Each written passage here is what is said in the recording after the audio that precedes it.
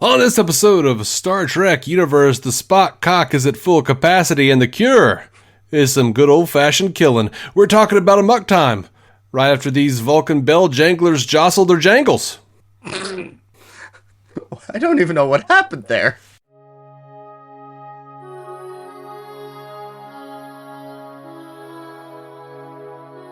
Welcome into Star Trek Universe. We are continuing our original series watch/rewatch. I'm David C. Robertson. I am rewatching for the billionth time. I've seen it all. I'm Effie and I am watching for the first time. I have seen, well, everything up to this point. That's right. That's how that works, right? Yeah. Yep. And this time we are talking about Amok Time, classic, iconic episode. I would hope so, because it was great. It was. It was really delightful. Great. My one big qualm. World building out the ass. World building out the ass. My one big qualm is, again, with Dr. McCoy. Like, can you not call Nurse Chapel out in front of the captain and everyone? Oh, you never give up hoping. What is wrong with you? Stop being such a dick to poor Nurse Chapel. Mm-hmm. It's necessary to establish like the dynamic, but still, in universe, kind of not nice to do when your commanding officer is right there. Yeah. Oh, this always bothered me. Fair enough, but if that's the only gripe, really, I can live with it. Which I did. We've had worse. I did think it was interesting. Like, it's interesting in the context of this is an episode coming out in the middle of the sexual revolution in the 60s. Mm-hmm. You have Spock, a very, very conservative individual, downright embarrassed to discuss his sexuality with Kirk, and has immense difficulty just mentioning the words. Even says to Kirk, it is undignified for a woman to play servant to a man who is not hers. But then tells Chapel... That was a weird excuse. And it's weird. It's so funny to me because, like, so many, like, Kirk-Spock shippers are like, oh, man, like, Spock was choking him and there's, like, definitely a sexual tension. And I'm like, I didn't see that at all. What I got was, like, Spock telling Chapel, once again, this is not a one-off, telling Chapel, it would be illogical for us to protest against our natures, don't you think? Like, he's definitely into Chapel. At that point, I just took it as it doesn't matter who it is, but he needs to bone. That is clearly there. Yeah, but you know, when you look at what was the the naked time where he's like, where she's like, I do love you, Mr. Spock, and he's like, I cannot, and he's clearly like, and like he like turns back and he totally wants to like be with her, but he can't give her what she needs and shit. Like, So to me, and if you want to enjoy the show, thinking it's not a coincidence that it's the same person. In both instances. Like if you are a person who wants to enjoy the show, thinking that Kirk and Spock are boning, God bless, Godspeed, and may the wind be at your back. Absolutely. Also, who's boning who? I don't know. Then again, how much do we know about Vulcan biology? So, what is even possible? What's on the table for the two? Yeah. Actually, this episode was like really big for, like Spock was the most popular character at this point while the show was on. And I think like the same month, something like the same month or week that this came out, the first like fanzine came out. Like people were obsessed with what Spock be doing sexually. Of course. It's not my first obsession, but I do love the character. Like, I get it. He is by far the most interesting, just because he has a quirk and a concept, but also there's just so much more there right behind that veil. And it makes for such great interaction with Kirk and with McCoy. It's just the whole threesome dynamic doesn't actually function without Spock being Spock. So yeah, no, he's great. There's a reason. Yeah. And we know was not normal for him. So to have McCoy say, Jim, when I requested to Spock that it was time for his routine checkup, your logical, unemotional first officer turned to me and said, you will cease to pry into my personal matters, Doctor, or I will certainly break your neck. Yeah. Yeah, that's out of the ordinary, all right. Yeah. Though maybe always just for slightly other beneath emotional the surface. people, exactly how you would treat your doctor. But for Spock, Right. Yeah. Oh God. Yeah. So I want to know what you thought. Like, what were your thoughts and feelings about what you saw in this episode? Because I enjoyed it greatly. I thought like the tiny details, even like the wide shots of the planet Vulcan, just the that looked great. That was fun. That's just not too special or upgraded probably, but just like, oh, this works very well. And it's beautiful, and but the music was so much better than like usually.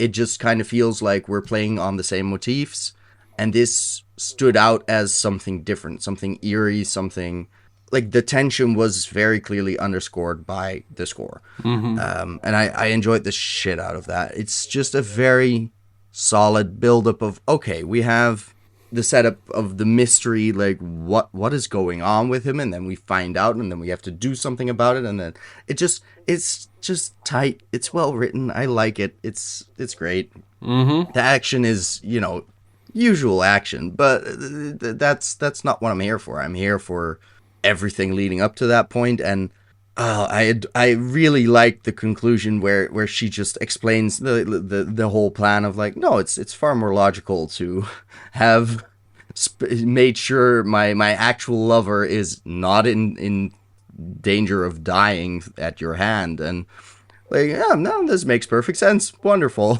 Yeah, it's great stuff. Yeah, and just the whole ceremonial ritualistic aspect is just it gives off so much implied culture and norms and stuff outside of the scope of the episode. Like, it's just a glimpse into the part of the world building where we haven't really gone, because it has up to this point just been, this is his, like, he has those ears and he has the logical characteristic, and that's what we're doing.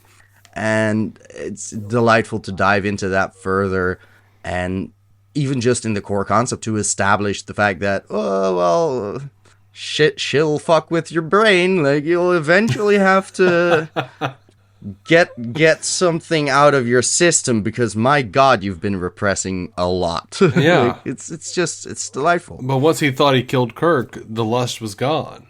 The blood fever was gone. But also he had to sort of enter the blood fever almost like consciously. Like, it's like, oh, now he's in a state where he like meditates himself into fucking fury, I guess. I will tell you this. No, I don't think that's what it was. Like, I think he hit the blood fever and had to like meditate to keep himself from doing something crazy. Right. Now, here's what I think that is. Yeah. You never have to shit so bad as when you turn onto your street before you get home. Yeah, that makes sense. The anticipation of what is about to happen, whatever it is. True. It's like all biological functions go off. Like, holy shit, here it comes. Yeah, it's very much I am close to the bathroom. That's so much worse than still being an hour away. That is absolutely fair. So I get the comparison. Yep. Are you okay? Can you handle your own fucking... No, I feel like I say that all the time, and it's absolutely true, but it's like... Yeah. I don't know. Like, I feel it is disgusting. Like, that's why you're shaking with your fucking keys in your hand at the door instead of, just casually keep on walking. You've held it for an hour. That's not how it works. Yeah. So yeah, I really love that not only do we get this arranged marriage, when we get a peek inside of the Vulcan mating rituals and marriage rituals. And I love that we get this idea that some big high muckety muck to pow, all of Vulcan in one package, is officiating here. And Kirk says he never told us his family was this important. Yeah. And That's intriguing. We will get more on that this season. I am sure. Very soon. Ooh, even better. Very soon, as in within the couple of episodes you've already pre-watched, or no? Sadly, dang it! So that's gonna be a while for me. But yeah, real lifetime. So, on the podcast, it won't be that long. Yeah, I mean, we're at Amok time. We've still got the Doomsday Machine, Wolf in the Fold, the Changeling, the Apple, Mirror Mirror, the Deadly Years, I Mud, the Trouble with Tribbles, Bread and Circuses, and then Journey to Babel. Ooh, fun title. Journey to Babel is the one you're looking for. But okay, that's still, at our rate, still a ways away, relatively speaking. Yes. Like, especially because I'm having surgery in between, so... Yeah. We'll get there. Yeah, for people who are... But I'm looking forward to it.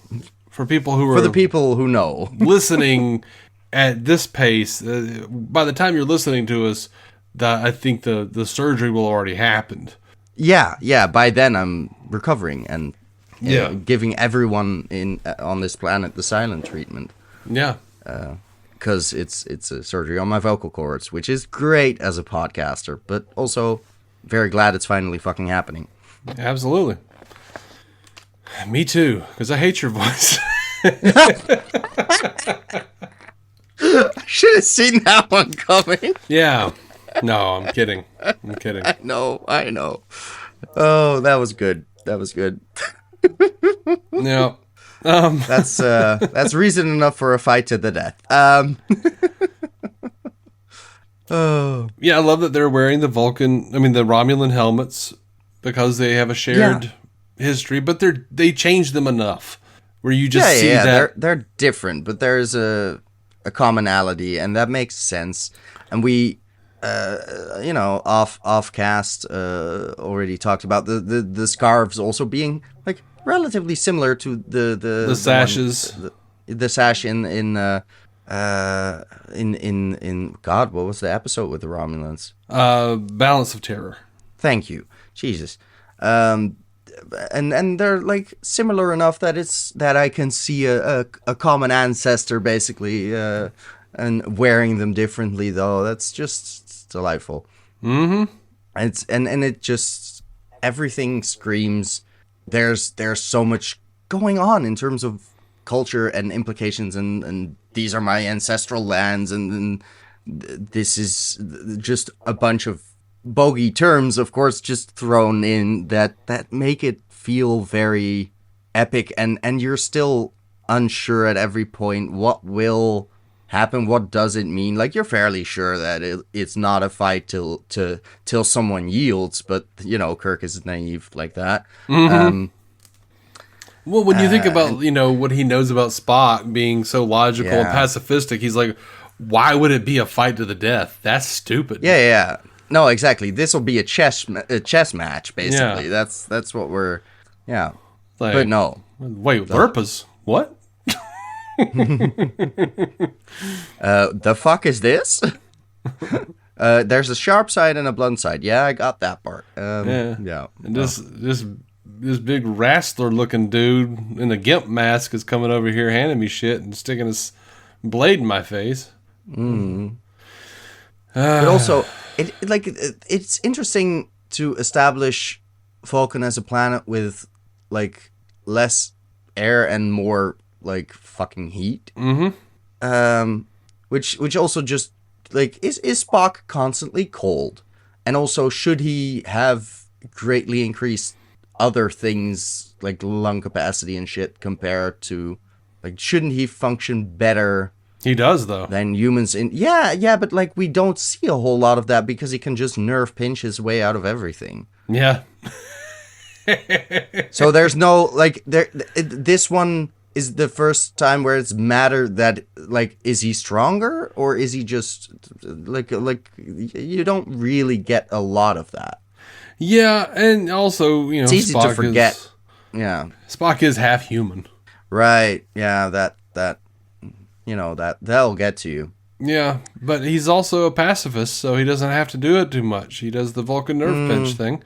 Yeah. But, yeah, I mean, if you look at, like, just this episode when they're, like, trying to talk to him and he, like, walks over to the computer console and smashes it with his bare fist, screaming, "Let me alone!"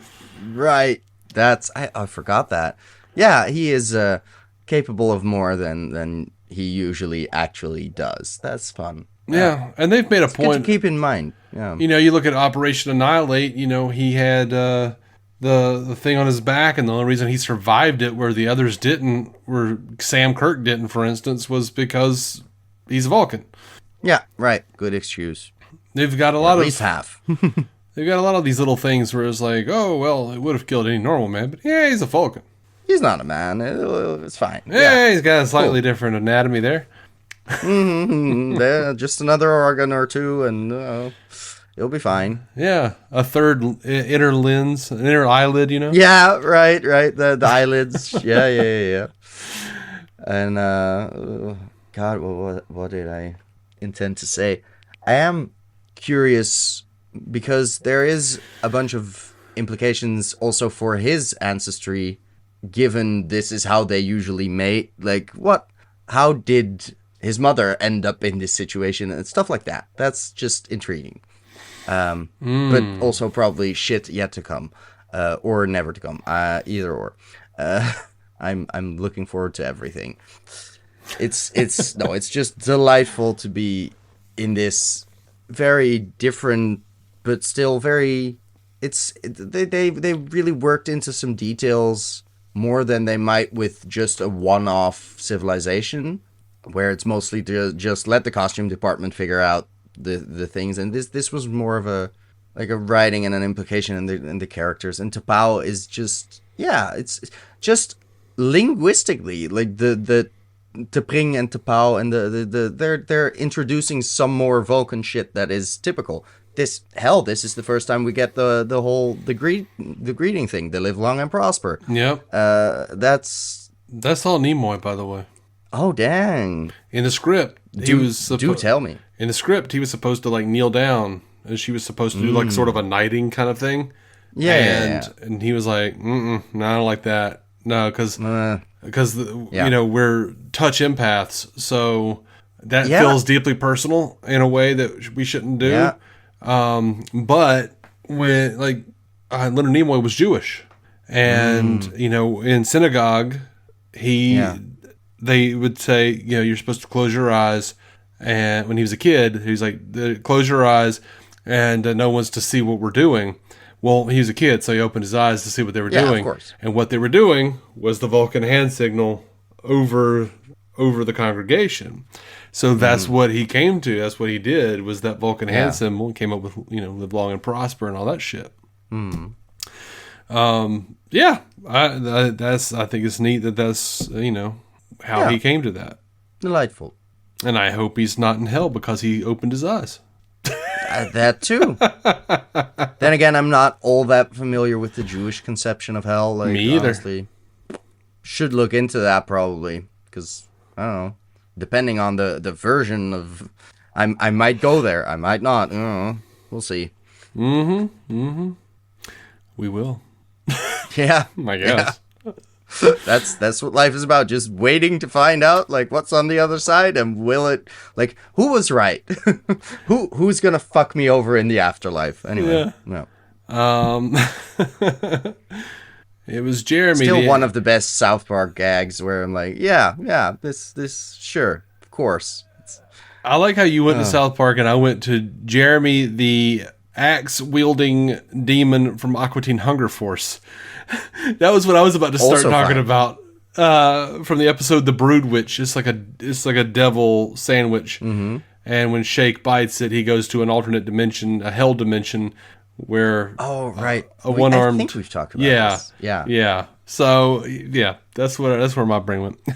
Yeah, my brain just went to like, no. It's them. They were right. It was the Mormons or whatever. Like, I'm pretty sure that's the South Park joke, right? Yeah, I think so. Yeah, no. They picked one at least, and it wasn't the one you were thinking of. They were going with. That's fun. Yeah. So speaking of fun, I love that like after T'Pring breaks down all of her logic and he's like, "Yep, that shit's flawlessly logical." And she's like, "I am Makes honored." sense. You Very know, well done. Yeah. I love that he turns to Stawn, her lover, and says, "After a time, you may find that having is not so pleasing a thing after all as wanting. It is not logical, but it is often true."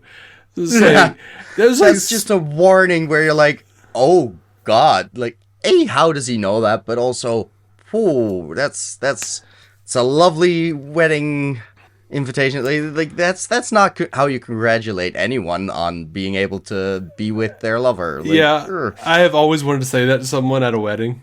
But please do. Also, this is like Spock's like heteronormative, like logical way of saying, "Girl, she trifling."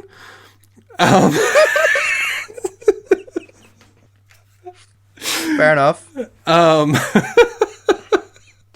Yeah, I just always felt like he was like, "Damn, you are conniving as shit, and you thought that out totally flawlessly logically. Cool." Yeah. In our society, great logic. Outside of that, I dodged a bullet here. Yeah. Like, Stan, my man, you got to worry, okay? Yeah. Just be wary. You know, just sleep with one eye open. You know? Yeah. Open those 3 lids and you'll be, I love that he goes to T'Pau. And she says, "Live long and prosper." And he says, "I shall do neither. I have killed my captain and my friend." Yeah. Oh, delightful. As Great stuff. sad and tragic as you can get with him being so terribly logical. Yeah. And of course, you know, Spock is happy to see Kirk's alive on the Enterprise, but... Yeah. Like that moment in and of itself. Because it is, yes, it's weird to see him angry. It's weird to see him... mournful and having regrets, and like it's weird just to see him showing emotions regardless, but to see him experience joy again that's like genuine surprise joy, not just the I'm happy on whatever the paradise flowery. Yeah. I was about to say, I ain't seen him smile like that since he was making out with that thickin' hanging from trees. Exactly. Like that was weird, but this felt genuine because it is actually just him. Yeah. In a like less altered state. Yeah. Like this is just like, oh, you slipped up, bro. Like this is like that. I really appreciate that moment. It's but great. Once again, McCoy has got to be such a dick. Of course, it's what he does. Like, stop calling him out, man. Like we all know. He's happy. You don't have to make a point of it. The audience understands. Like, he's McCoy. He's happy Kirk's not dead. Why? Yeah. Okay. Well, why immediately push him back into his rational role, essentially? By the way, this episode, we haven't talked about this yet, but this episode also like really established how shitty the Vulcans are. Oh yeah. Now that you mention it, yeah. Because not only are they like society, xenophobic, and they don't want they're like, oh, you know, outworlders can't see our shit, right? And he's like, yeah, but at the same time, that makes total sense. Like, I didn't take that as xenophobia. I took that as the same complete discomfort with their emotional side, with their lustful urges.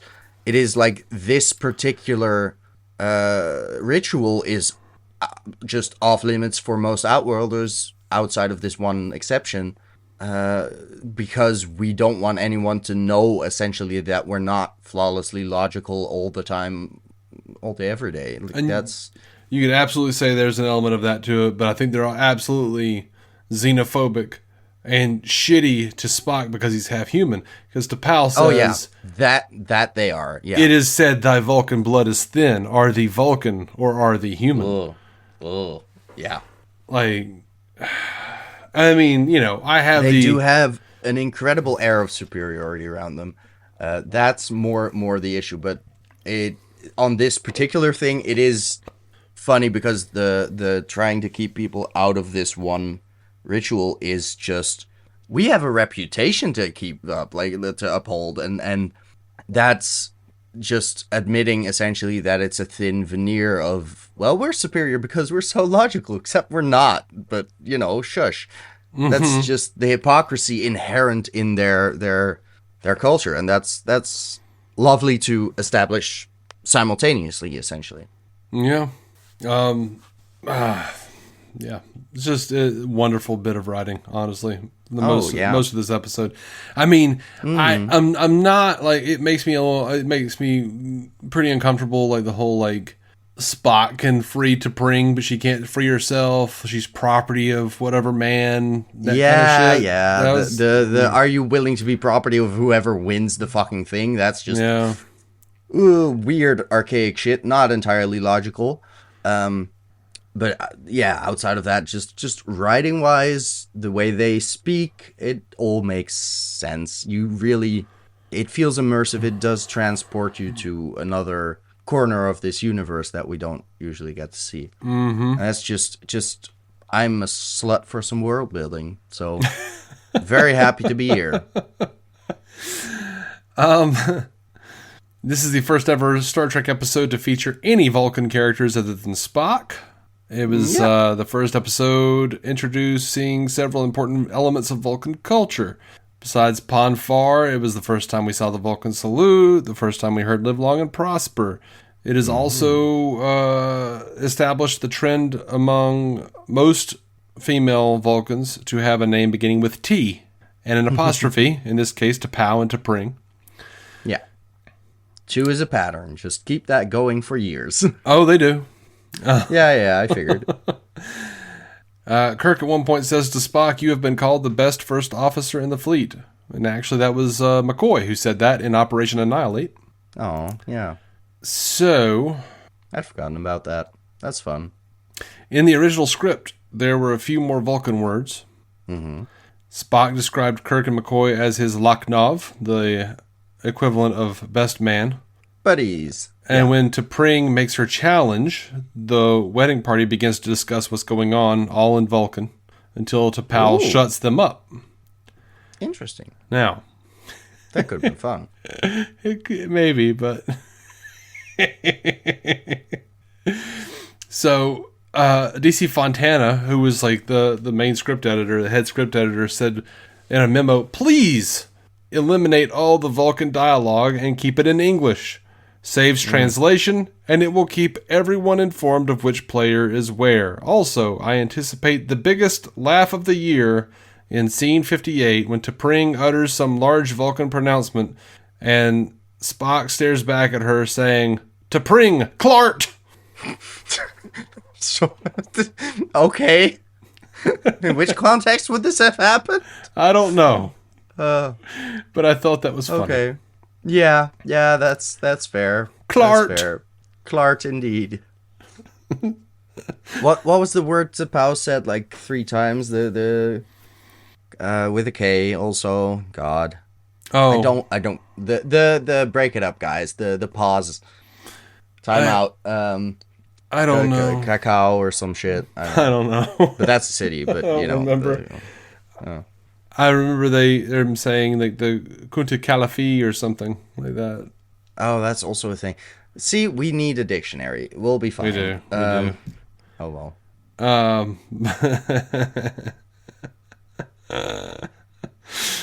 Alrighty. So this episode was originally pitched for the first season, and NBC was quite adamant about putting it into production as soon as possible. And Spock was by far the most popular character. Viewers were eager to get to know as much as they could about his cultural background. But Theodore Sturgeon was known for his extremely slow and cumbersome writing process. And they shelved it for early the next season. Fair enough. And let's see what I've got here. I can relate to that. Like having a tediously slow process is a good excuse for just being bad at deadlines. Yep. Here is from the These Are the Voyages Season 2 book, quotes from Roddenberry. This is a critical script for Star Trek. There should be no doubt in anyone's mind that the Spock characterization has caught the public's fancy. Carelessness now may see that character and characterization irreparably damaged. This must be one of our best and most carefully thought out scripts of the year. If there is any doubt about this, I would much rather see this episode shot a month or two from now, replaced with something less important, which we can quickly hammer into shape. Let's not rush this one. Fair. That's smart. Smart. Yep. Love that. That's how you do it. No, that's a prime example of knowing your worth. Like, nope, this one's got to be the one. Knowing your, sorry? Know your worth. Knowing your, worth. Yeah. No, definitely. Like, prioritize the important characters, and like, if you're gonna delve into some backstory, you better make it count, because there's plenty of episodes that will stay with me less than this one, of course, easily. Plenty of throwaway, like, oh, we're on this planet now, whatever the people were called, whatever the planet was called. Yep. We'll have to look up. That's why Memory Alpha exists, I guess. But this is just core to future stuff. Just anything you build on top of it, it better have a strong foundation. And I felt it did. So I was very happy. Yeah. Lawrence Montaigne, who played Ston, had previously appeared as the Romulan Decius in Balance of Terror, and he was considered to replace Leonard Nimoy in the role of Spock if Nimoy chose not to return for the second season. Oh. And that was on the table? That was on the table because Spock was so popular, Nimoy used it as a way to renegotiate his contract. As he damn well should. Yep. Like, yeah, motherfucker. Pay the man what he's worth. But eventually Nimoy's agent relented, so he didn't get any of his demands? No? I don't think he got everything he wanted, no. But I don't know. Oh, not everything, specifics. But like you always try more than you'll get. So like I assume he got something out of a better deal. Like as of this episode, this is the first time they've actually called him Commander Spock and not Lieutenant Commander Spock. So I guess he got a raise somewhere. I thought that was happened before, but sure. Yeah, it just said. I mean, well, they could have shortened it to Commander Spock, but this one literally had his quarters. It said Commander Spock on his quarters. True. No, but I mean, he's been referred to as Commander before, right? Yeah. Like, I'm pretty sure they dropped the Lieutenant sooner than this. Okay. Well, Memory Alpha says... Because I remember... I don't know. No, sure, but I think I remember the same trivia being on an earlier episode, so now I'm just confused. Weird. This is why I occasionally re-listen to episodes, but I feel like I've heard this before, so... Maybe. I don't remember. Somebody needs to fix this, Memory Alpha. No, please, I won't look into this. Jesus. This is the first episode of the second season to offer a look at the further expanded sickbay that now includes McCoy's new office. And we'll see in the Deadly Years there are more beds in the infirmary section of the sickbay that have been added. This is the first time Spock did have trouble recognizing it. Yeah, I was like, "Are we? Where are we? Which new angle is this?" But it's a different set. Sure. This is the first time Spock's quarters are seen fully. Mm-hmm. And we got to join him in the bedroom. As many people would have liked to have back in the day. Sure. I did also like the angle, like out his door, so you could see just the splatter of soup on the wall still. That was just a fun detail. I looked like, to see it's if it was still there. Consistency. Yeah. The fight music for this episode was reused in a bunch of episodes this season, including A Private Little War, The Omega Glory, Bread and Circuses, The Gamesters of Triskelion.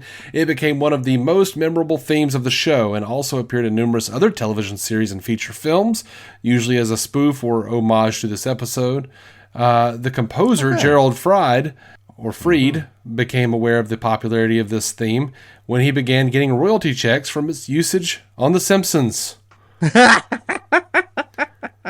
Oh, I mean, I that's good. remember it from the Cable Guy. Like, I've seen Family Guy use it. It's like, I've seen it everywhere. I suddenly don't remember the music, but I guess I'll hear it another dozen times, so I'll be fine. Yeah. It's like the music that stayed. That. Oh yeah, sure. No, but I'll probably recognize it next time. But no, the music I was most impressed by was just the tense build up to that, like the first half of the episode, basically. That was far more interesting to me, I guess, because it contrasted so much with what usually has been in terms of score. Yeah, that to me. That's like numbers.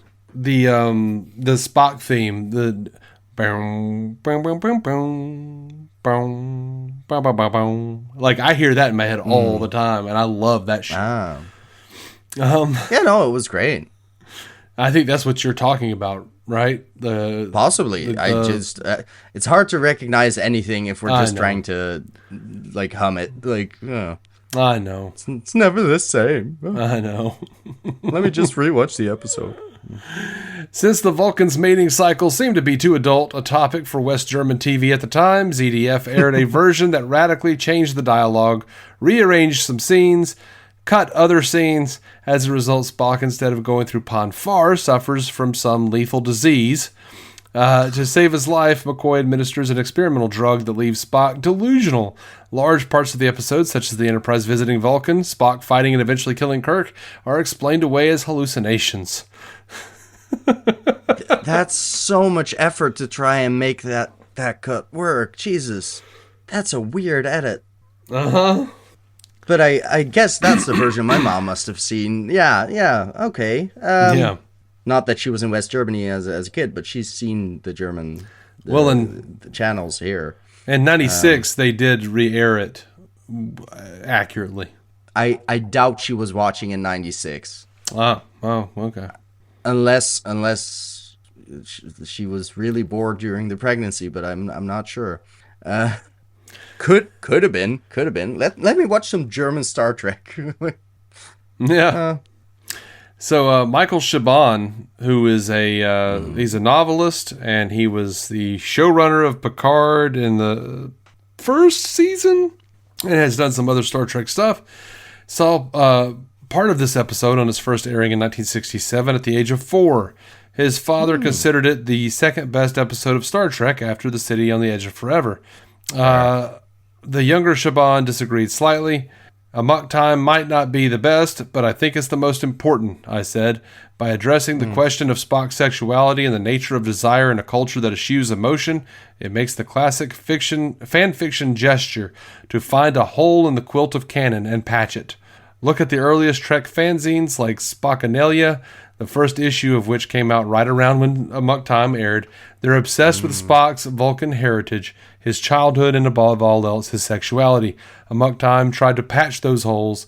It rewarded the fanfic impulse, rewarded fandom itself. That probably explains why Trek is still around after all these years. Yeah, it's a good idea generally to not offend your fan base. Like, they tend to stick around. Don't know what happened there. Well,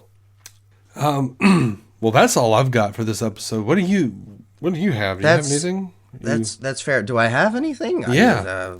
Am I? No, I really enjoyed it. It's one of those where it's like, oh, that was great, and that was great, and that was great, and we don't have much more to say because it's just very fun, just solid. You see the twist coming, like, maybe not, like, I didn't as soon as he got injected with shit. I was just like, why is this here? But then when he died, I was like, oh, he's not dead. He's out. Yeah. We're just abusing the doctor status to, declare someone dead. Very useful. Mm-hmm. I'm looking forward to T'Pau finding out she's been, what's the word I'm looking for? She's tricked. Not the word I was looking for, but we'll go with the synonym. Oh, don't. Yeah, you'll never see that. Oh, you'll never find out. God damn it. Somebody should have done something with that. Like, they just tricked the entire Vulcan society. That's insulting. Come on. It's a fight to the death. You know, she'd probably be like, oh, did he mean to do that? No? Okay. McCoy tricked us? Okay. That's fine. That's pretty logical. Yeah, fair enough. It is a pretty logical plan. If you want to keep your friends alive, fine. It's too late anyway. Yeah. T'Pring is boning some other guy, so worked out in the end. Yeah, man. She's sliding up that Ston pole. Yeah. Oh, God. Shit's Hey, pointed for her pleasure. That must be it. Yeah. Oh, Lordy. So yeah, we're out of stuff, because otherwise I'm just gonna have to think of stuff, and that's way harder. Yeah, thinking. We're out. I tend not to. Yeah. What have we got next? I can tell you what we've got next. How about that? That sounds good. Ooh, that's never a bad idea. All right. Well, next time we'll be talking about the giant floating doobie in space in the Doomsday Machine. Oh. It sounds a lot scarier when they're talking about it, but then when you see it, it's a damn giant doobie. Okay. In space. So it's not like a giant pointy stone monster thing. It's supposed to be. Ah. Okay. But it looks like... But like way before it kills Superman. Oh, yeah, no. I mean, I'm talking about like... it looks like a giant pointy marijuana joint. Oh, yeah, fair. That's almost as scary. Yeah. Especially at that time. Like, it's pre-war on drugs, but still. Yeah. Yeah, well. Truly leaning into the horror of the polite society at the time. Yeah. Mm-hmm. It's a fun episode, though. I'm looking forward to it. I'll be there. That's what we're talking about. Doomsday Machine. Catch up with us. Watch with us. Leave us a message or something. Yeah. Are you out there? Are we alone in the universe? Anyway. We're not on the new episodes, but nobody wants to comment on the old ones. Yeah. Sad. It's a sad state of affairs. Absolutely. Truly. But, that just means they're all fake fans, really. That's right. That's how we deal with that. Oh, you're not watching the old shit, are you? Well, fake fan. Fuck it. All right. Just, yeah. All right. Joel on True. Live long and prosper. And, of course... Eat a dick. Eat a dick, people. I will do neither. Neither will I. Thank you for listening to the Star Trek Universe Podcast, a Stranded Panda production. If you'd like to hear more from David C. Robertson, check out the DC On Screen podcast or maladjusted.tv for his web videos. If you'd like to hear more from Matthew Carroll, check out the Marvel Cinematic Universe podcast or listen to his music. Just search for Matthew Carroll anywhere you get music.